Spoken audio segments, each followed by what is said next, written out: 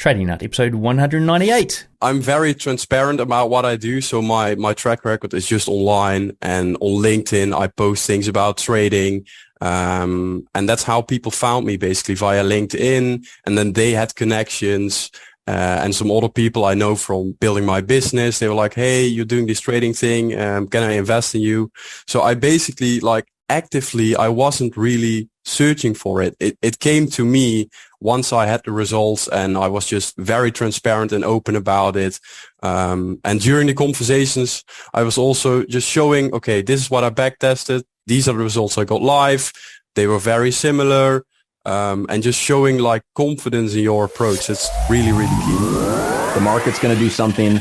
Your job is not to fight it. The market never, ever runs away. It's always there. That personal diary of trading will make you a much better trader than... I could be right about the direction, but wrong about the trade. Don't focus on the monetary side. Trying to make too much money on a trade is what I have seen killed every trader. Your losses offer you some of the greatest insight you can find into your mistakes. Relax, learn the process. Candlestick pattern trading is a freaking trap. Don't be in a rush to become a millionaire. Let the market tell you what the market wants to tell you. This podcast is not financial, trading, or investing advice of any kind. What's up, traders? Welcome to another installment of the Trading Up podcast. I'm your host, Cam Hawkins, and today we've got Cas Daamen back on the show. 90 episodes have passed from when we last had him back on, episode 108. He was a part-time trader who was trying to make that transition to full-time trading. He's made that transition now, and he's done it in a big, big way. You guys are going to get to hear that story in a second. How he is now trading full-time. Not just trading full-time, he is trading with a prop firm. He is trading for a fund. He is managing other people's money. He's doing the whole lot. You guys are going to hear how he made that transition from part-time trader, or even newbie trader, to part-time, to what he's doing now in the upcoming episode. Right, before we get into that though, I do want to tell you a couple of other things going on here at Trading Nut. I'm very close to deciding whether or not I do it, but doing another live scalping challenge. So I'm not too sure what it's going to be called, but it's something along the lines of Scalp London Open, or London Scalping Open London Open Scalping Challenge, or something like that.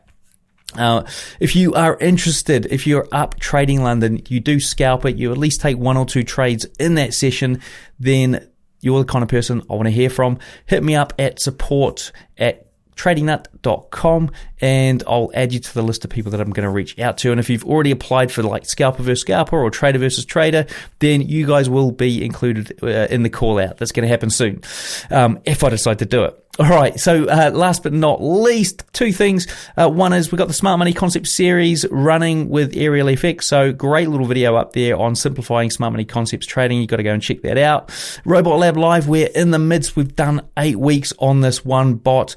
In fact, we did change the bot halfway through, but it's looking pretty good. Like today's session, we had, I think out of the 28 markets we were testing, we had 5-6 year test results that were actually killing it on at least maybe 75% of the market. So things are looking good. That bot is going to be ready to be released very soon, and you can still get a chance to get it. So if you do join Robot Lab Live, which is over there on tradingnut.com, then you'll get that bot, and you'll get all the videos and see how we built it from scratch, learn a bit about FX Streamer and what I teach over there with the Robot Builders Club. It's a great little product. You should go and check it out when you get a chance. Now, enough from me. Let's get on with the show. All right, folks, here we are on Trading Up. We've got Cas Daamen in the house now. If he looks familiar, it is because he's been on the show, not just once, but quite a few times, actually, in various formats. We've got him back on because in the last, you were on back in 2021 February. It's now 2022 October. I know you've had a dramatic change in your I suppose lifestyle and trading lifestyle, and that's what we're going to get into today. So I won't spoil it all for you guys here before we dive in. But welcome back, Cas. Yeah, thanks for having me. Great to be back again. Well, look, it's a pleasure to get you on because you've got a story which you're sort of at the part of the journey where everyone's trying to aspire to get to that's listening to the show, unless they're already there. But I know, the 90% are trying to get there.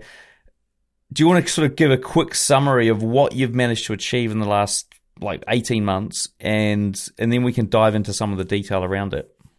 Yeah, sure. So back when we had the interview in February, I was still trading part-time. So I had a small part-time job on the side, and I also traded, and I got income from both.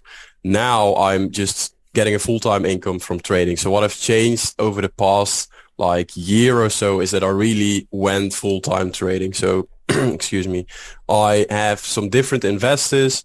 I trade for a small hedge fund now. So I basically have all sorts of capital that I manage right now. And I get profit splits from all of those. And that's how I can trade for a living right now, in a short. I do remember it seemed like about 6 or 7 months ago, maybe even 8, you hit me up and said, hey, do you know of any investors?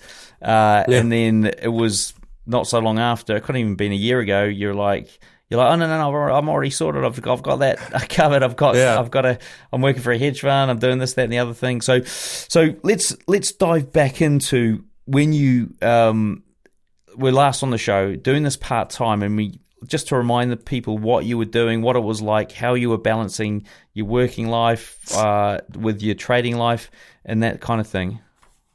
Yeah, so I had a part-time job, and the way I've always traded is that I found a way that was easy to combine with a job. Because when I still was having a full-time job, I also was trading, and I needed to find a way to combine it. So I place my trades in the evening. It's a swing trading approach. It's very mechanical. And because of that, it was easy to combine with my part-time job. So I would be working 2 or 3 days a week, and the other days I would be getting better at trading, improving things, and just trading and journaling and those type of things. So I really had income from trading a bit, income from my work a bit, and I also had the time to keep improving. And then slowly I progressed into full-time trading basically. But it was a slow process, and it's better to be a bit too slow than to just be okay, I quit my job, let's go full-time trading. Better be a bit more slow. I've always been a bit more on the conservative side with things. So I didn't run into any problems when I went full time. And yeah, that's basically how I went about it.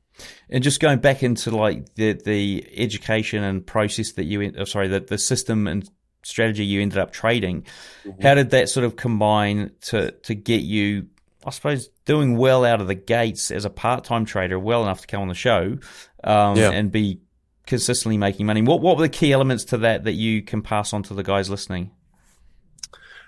I think a few things. Number one, it's so simple. My strategy is really simple, and I think too many people are looking for the complex things, the things that look great on a chart but that don't actually make money. So that's a key element of mine. I still trade the exact same strategy as I did back then when we had the interview, just some minor tweaks.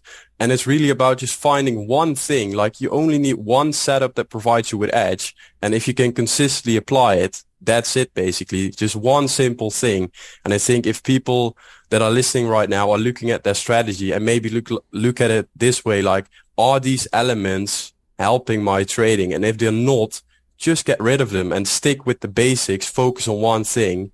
And that's that really helped me to build a profitable strategy. And then you can always make it more complex.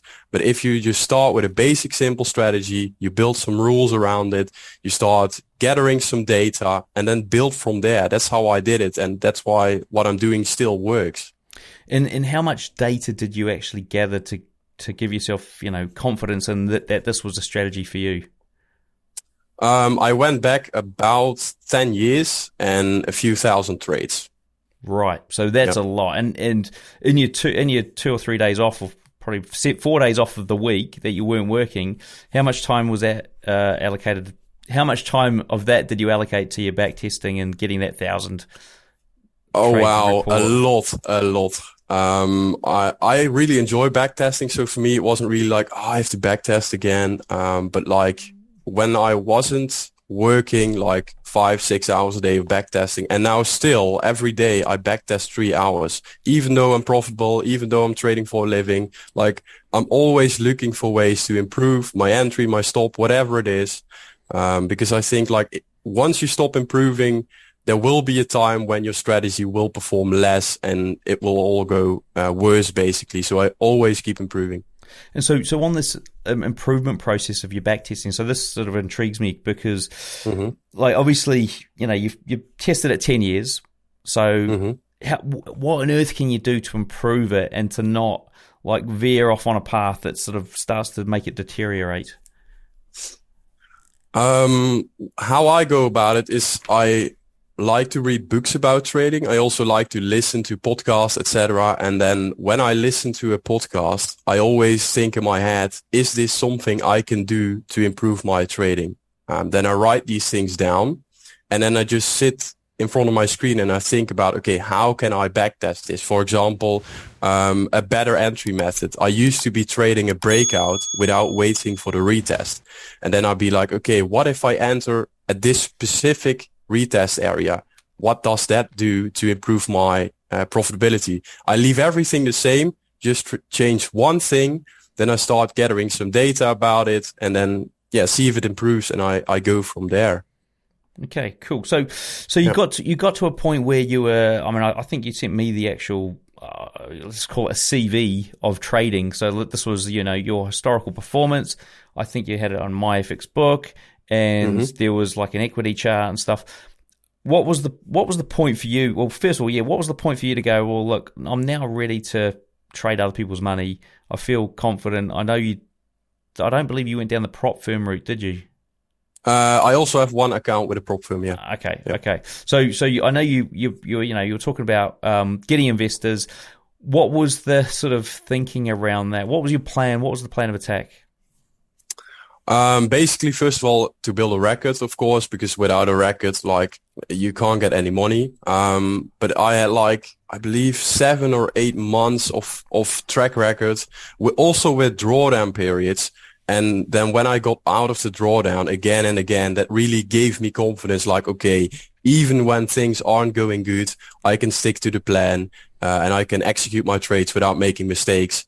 And that really gave me the confidence. And from there on, I basically had some conversations with investors, and that's how it all went. But you really have to be very confident in your ability, because trading with other people's money is really different from just your own account.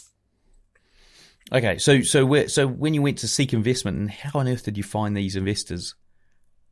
They found me, basically. I'm very transparent about what I do. So my track record is just online, and on LinkedIn, I post things about trading. And that's how people found me, basically via LinkedIn. And then they had connections. And some other people I know from building my business, they were like, hey, you're doing this trading thing. Can I invest in you? So I basically actively, I wasn't really searching for it. It came to me once I had the results, and I was just very transparent and open about it. And during the conversations, I was also just showing, okay, this is what I backtested. These are the results I got live. They were very similar. And just showing confidence in your approach. That's really, really key. And so you were doing like a LinkedIn post and just saying, here's my backtest result. Here's what happened when I live traded it. And that was it? Like a video? Well, not even that. I post a lot of free information about trading on LinkedIn, on Facebook. And I basically had in my profile, okay, I'm a Forex trader from the Netherlands, this and that. And then when people search for Forex traders, they found me. They're like, okay, this guy seems to know what he's talking about. Let's hit him up. And that's how it went. So I didn't even post okay, I'm looking for investors. I didn't even post that, no. And these were private investors, or more the private investors search you up on LinkedIn? That is quite interesting. Yeah. That is very interesting. Yeah. Okay, that's cool. And so how did you manage the trading other people's money? I mean, with that comes, I suppose, some sort of compliance stuff and some sort of technical ability to make it actually happen. I mean, what was the best way for you to make that happen and go forward there? Well, I basically let them make their own accounts for regulational purposes, etc. And then I copy all those accounts and I connect them to my main account. So when I enter a trade on my account, it goes in all the accounts. So I don't have to trade on every broker. And then every quarter I write a overview of the quarter. So what went well? What did I do to improve? All these things. And I just really keep in touch with them. If something goes wrong, I tell them whatever it is. So really, really transparent, because I'm looking to build a long-term relationship. And it's their money, you know, it's not a small thing. Like they give me quite a lot of money. So I'm responsible and I have to be on top of my game every time. And did you have like a sort of predefined like way that you were going to? Because I've listened to this other podcast. Sorry, I'm going to digress a little bit here. Listen to another podcast called How to Start Hedge Fund. And I actually listened to it from start to finish. It was quite entertaining. I don't know if they don't post that often now, but they talked about like how they would take a cut of whatever they made and all this sort of stuff. Which was quite unique, and they were like trying to do it a bit different from the rest of the industry. They were like measuring it against the S&P and all sort of stuff, and saying only if they beat the S&P they'll take a cut. So how did you decide? Okay, this is the sort of cut that I want, and how do you manage that if they own the accounts and that sort of thing? Yeah, so I hate it when funds basically ask for money while they don't perform. And I know they have all these costs that they need to pay to keep the fund running, etc. But I have an agreement with my investors that basically says, if I don't make returns, I don't get paid. So when I make returns, then we split the profits. And then if I don't make returns for a month, 2 months, whatever, I don't get paid. So I only get money when I perform. And then we have different profit splits. So for small investors, it starts with just a 50-50. But if they invest more, they get to keep more. And it goes like 70-30 or something like that. Yeah. Oh, that's clever. And did you come up with that yourself, or did you research that, or how did you decide on those figures?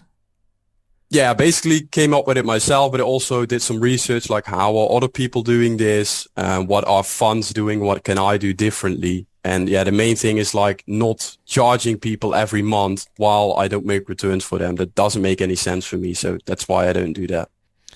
Okay. And so these investors that you've got, I mean, when you're actually, you know, so they own the account, you make profit on their account. How do you get that profit, I suppose, sent back to your account so you actually get the benefit? Yeah, I just sent them an invoice. Ah, right. So it's just a business transaction. Okay. Yeah, exactly. Yeah.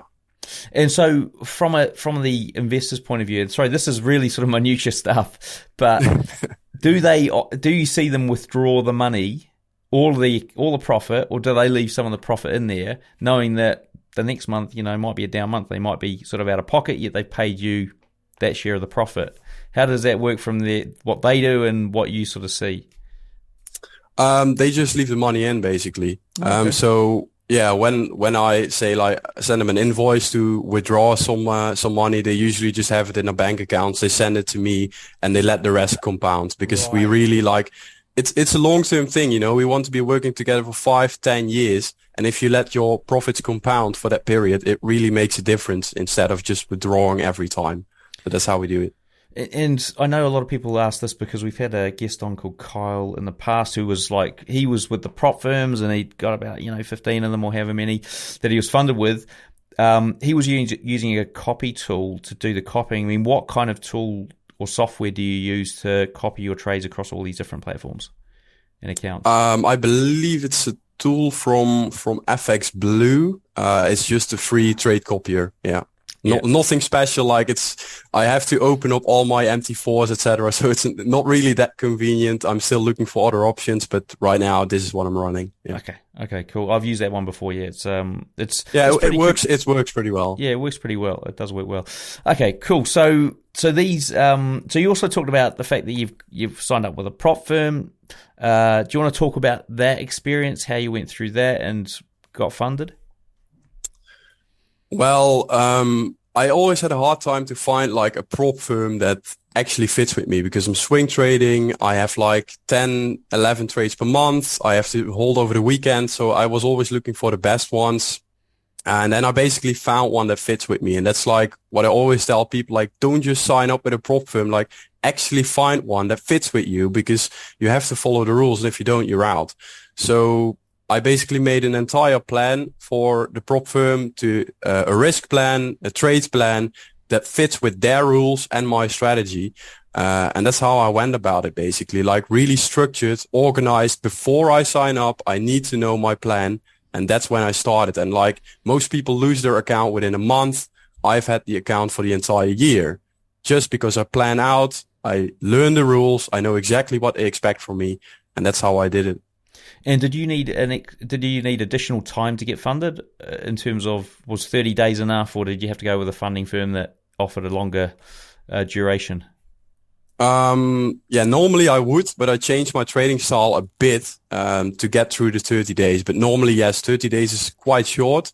But because I changed my trading style, that's how I managed to get past it. Yeah.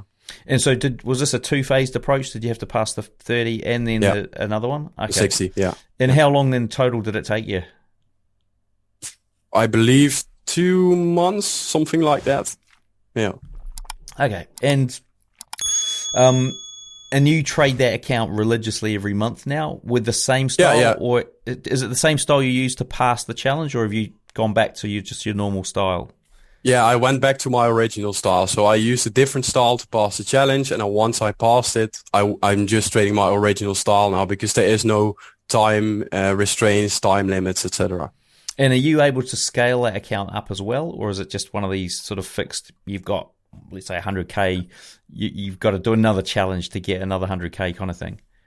They do offer scaling, yeah, but I haven't scaled up yet. So I'm just, when I make profits, I withdraw and I just let it be there just as another account. Like, it's connected to my main trading account, so I just have to push a button and it opens the trade. Like, I don't have to put in many hours to trade that extra account. So okay, cool. And what about breaking the rules of a prop firm challenge, which is, or sorry, it's not a challenge, but the prop firm is that what have you put in place to avoid that ever happens? Good risk management, basically. So I know like the maximum drawdown of my strategies. I know how much trades I might get on a day. And based on that, I made a risk plan to make sure I never hit my daily loss and I never hit my max drawdown. So I really left like an extra threshold. So let's say, based on my calculations and risk management, I can get a maximum drawdown of 8%. Then I might decrease my risk to make it 6%. And if the maximum drawdown with the firm is 10%, then I really have this extra space for if I make mistakes or anything like that. So more on the safe side than on the aggressive side, because again, I'm looking for this long-term relationship. Mm. And I'm going to ask a bit of a more technical question here around like correlation and news as well. So like, say for example, you've got some red news coming up across a number of different currencies. You've got correlation against certain currencies as well. You're getting trade setups. How do you sort of deal with that so that you don't have a risk exposure too big that you're going to go and hit that drawdown limit or whatever, the daily max drawdown kind of thing? Yeah. Good question. Yeah. In terms of news or anything like that, in terms of correlations, I don't take a look at it at all. And the reason being is that when I backtested, I already combined everything. So my backtesting already has like, if I have to open 3 different positions in 3 different related USD pairs, they are kind of correlated. And in my backtest, I already checked this. So I know the maximum drawdown, including correlated trades. How did you do that? How did you do that from combining these backtest results together? I mean, what kind of detail did you have to go into to find out, like, this was the maximum drawdown, we merged these trades together? What was your process in doing that? Well, I do everything manually, so it was a bit of work. I do everything in Excel, and what I do is my strategy, I backtest it on all the pairs that I trade, and then I combine them to see, okay, do I get like multiple trades on a day, or how does it look if I traded all the pairs for the past 10 years? And those type of things, and then I can really get the maximum drawdown out of it. But it's all manually done, basically. So it took me a lot of work and a lot of puzzling and a lot of formulas to figure everything out. So it's quite hard to explain, honestly, because I think only I understand how I did it. Yeah, I mean, if anyone's going to take anything away from this, it's the fact that this stuff all takes time, right? It takes a lot of time, and at points you're probably going to be thinking, why am I doing this?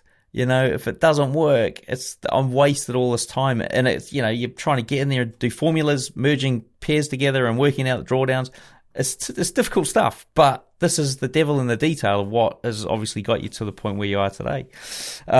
Exactly. Yeah, this is what makes the difference. It's the boring stuff. It's the things everyone knows they should be doing, but they aren't doing. And I was the guy that just was like, okay, I'm gonna do it no matter what, and that's made the difference for me.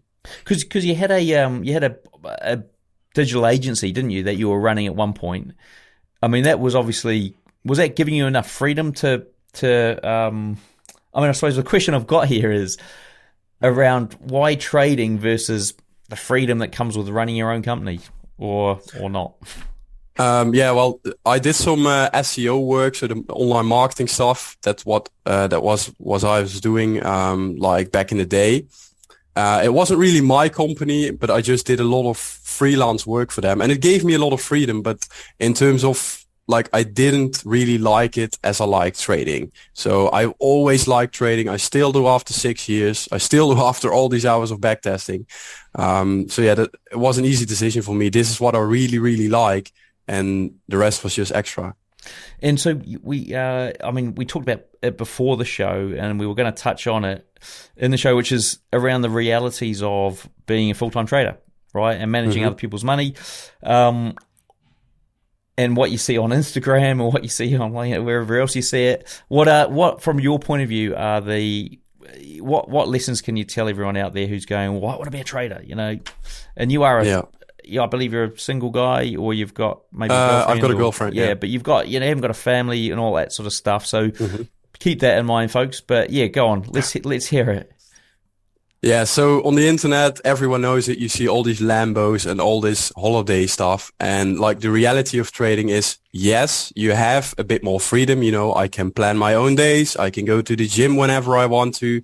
If I want to go on holiday, I bring my laptop and I can go on holiday. So that's true. Like, you get a bit more freedom. But in terms of work, like, you really have to put in the work. Like, I'm working on my trading 3 hours a day, back testing. Then I'm trading. Then I'm journaling. It really, like you said, it really takes a lot of time. It's not always holidays.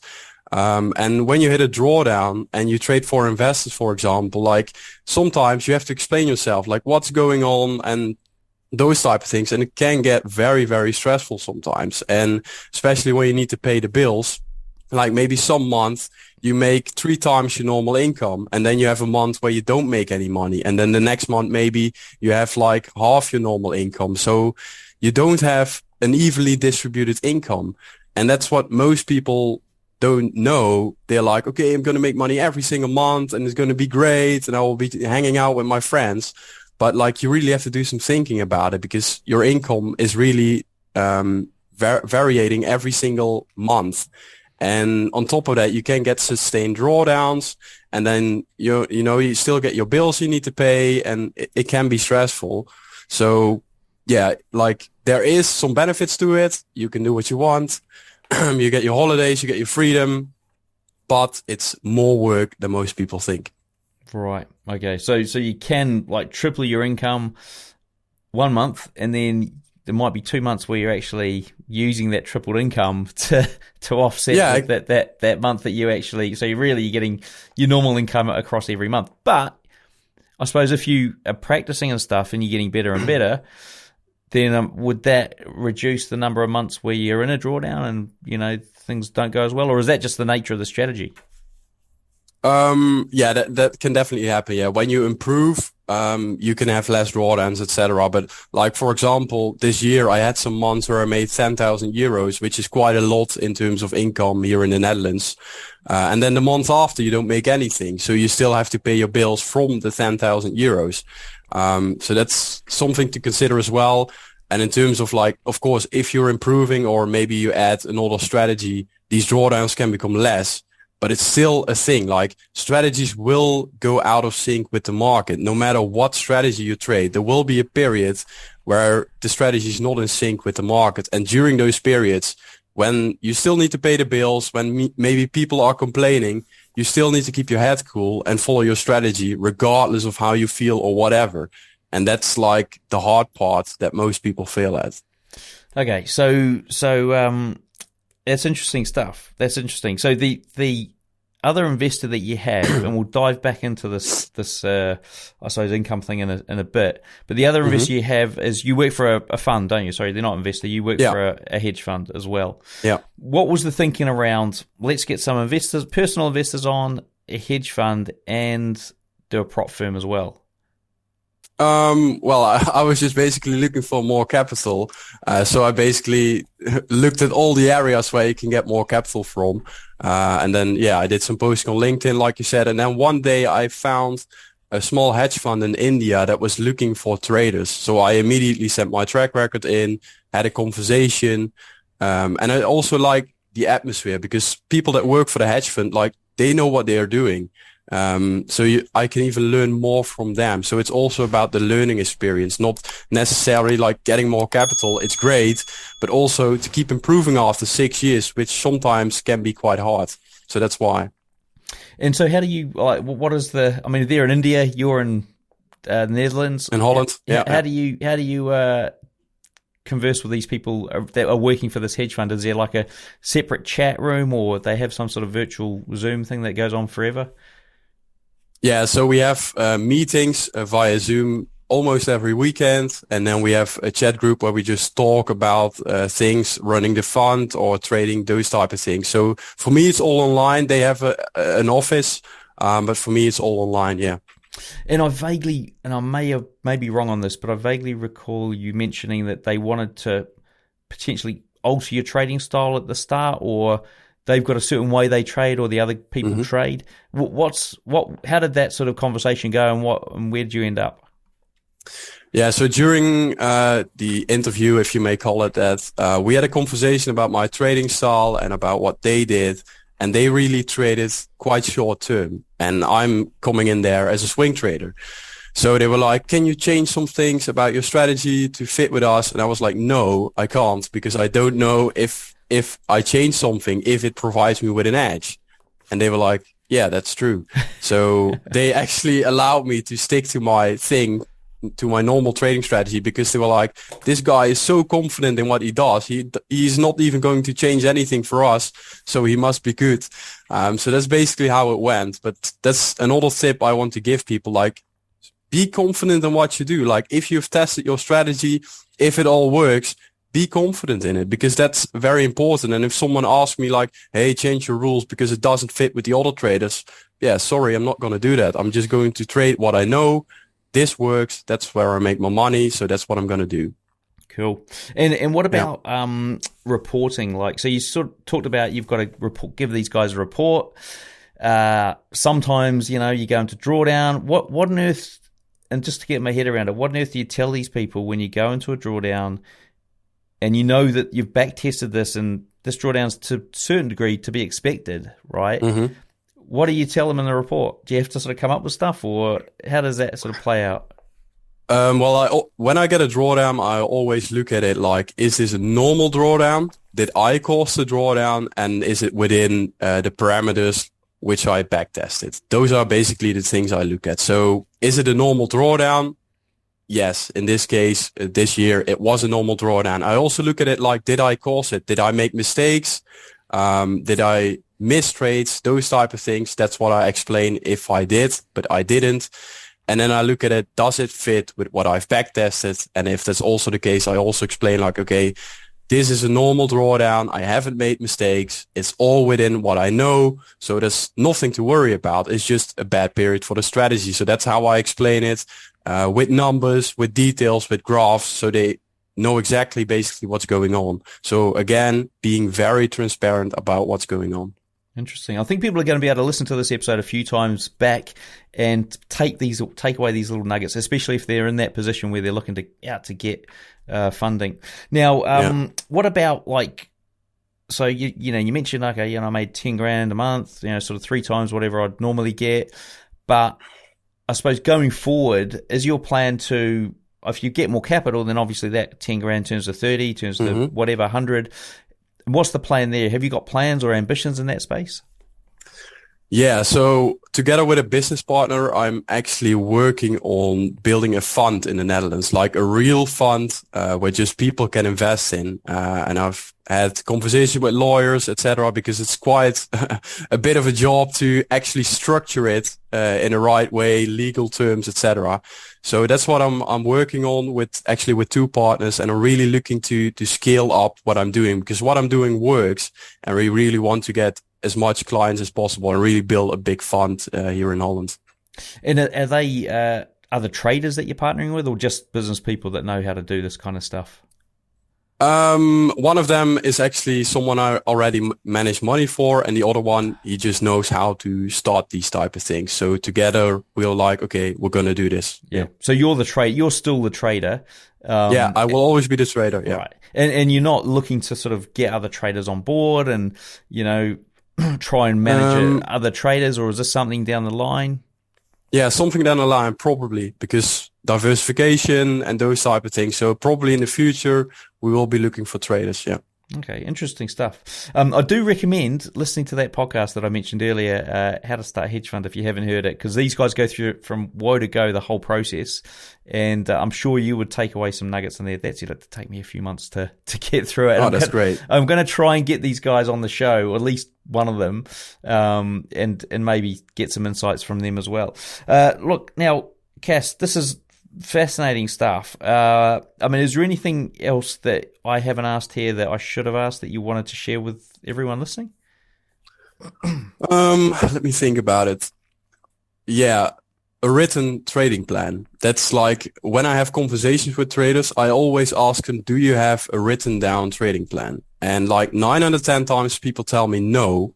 And like the reason I say you should write it down, because everyone tells you they have the plan in their head. And when the plan is in their head and money is on the line, the plan in the head goes away. So it should be written down. So everyone that's struggling right now, like ask yourself, do I actually have a trading plan? Because you're trading against professionals, like big funds, people that know what they're doing. And they don't show up, be like, oh, this looks good, let's enter a trade. No, it's planned out, and if you want any chance at winning with this game, you should try to replicate what they're doing. So you should have a plan. You should follow the plan. And if you don't follow the plan, you should ask yourself why and find ways to improve. Like, it's always trial and error with this game. Like, I'm just a normal dude from the Netherlands, and I just put in the work. Every time I make a mistake, I make sure I never make it again. Everything I do, I plan. And it's organized, and that's the approach you should be having. Because if you're just showing up and, oh, this looks like a nice pattern, like it's never going to work in the long term. It should all be tested. It should all be planned out. Very good advice. Very good advice. Now, Cas, this is fantastic. Now, before we wrap up, what do you want to share with the guys in terms of how can they get in contact with you? I know if they want to watch some videos that we've done on the channel, there's plenty of videos over there on Trading Nut that you can watch to find out how Cas actually trades. And I believe the style is probably pretty similar to what you've shared over there in the past. We might get you on and do something a bit interesting after the show here, if we jump on a price chart, because I don't know if people know or remember, but we got you to do the trading challenge, didn't we? The backtest challenge. And I know that when we did this random, which way is price, what's the next coloured candle going to be? Cas, he was vying for I think it was $1,000 or something, or $2,000. And he got 9 out of 10. 9 out of 10 right. Picked the colour of which was way ahead of everyone else. And I can't remember what you got on the challenge. Was it 2.5%? I believe, I believe I ended up second place. Not sure about the returns. I'll have a look while we're wrapping up. So do you want to let people know how they can get hold of you? Yeah, sure. So my website, cdfxtrading.com. So cdfxtrading.com. And there's a contact page, and there you can just shoot me an email if you have questions or anything like that. I usually respond within a day, and I always like to connect with other serious traders. So yeah, that's probably the best thing. Cool. Well, look, here are the results, people. So if you want to go and check this out, the video is actually up there on the channel. So Cas did come second. He got 9.1% gain across 5 trades with a 60% win rate. So fantastic stuff. Oh, and that was only on New Zealand US dollar. So that was only on one market as well. Okay. Thank you very much, Cas. Thanks, everyone, for listening. Do remember, hit subscribe, hit like, click on that notifications bell, click all, and we'll see you in the next episode. Hey folks, ever wonder what broker I use? Well, I use Hanko Trade. It was a no-brainer because I was looking for a broker with good trading conditions and one that wouldn't restrict my leverage. Now, by joining Hanko Trade, I've also cut down my trading costs significantly with their super low commission of just $1 per 100K. You can learn more at hankotrade.com or just click the link I've put in the description. All right, folks, so there you have it. Interview done and dusted with Cas. Now, I should have mentioned at the start of the show. I forgot to do it, so I'm going to mention it now. We shot a video afterwards where Cas breaks down the strategy he uses to trade for all of these funds, prop firms, other people's money, all that sort of stuff. He breaks down the strategy in quite a lot of detail, in fact. It doesn't tell you everything, but it's an awful lot to get your teeth into. So go and check that video out over there on the Trading Nut YouTube or on tradingnut.com. Do remember, whilst you're over there, check out the Robot Lab live build that we're doing. If you do want to take part in a scalping challenge, then hit me up on support@tradingnut.com. And the Smart Money Concept Series is running again at the moment. If you're looking for that, that's over there on the YouTube channel. And I should have also mentioned, we've got some new live streamers coming on the show as well. So these guys are doing live trading sessions, streaming it live on the Trading Nut channel. So hit subscribe, hit like, and click on those notifications bells, or hit review the podcast, whatever you want to do. It'd be great to get some of those reviews coming through again. But that's enough from me today. Thank you for watching. Thank you for listening, and we'll see you in the next one.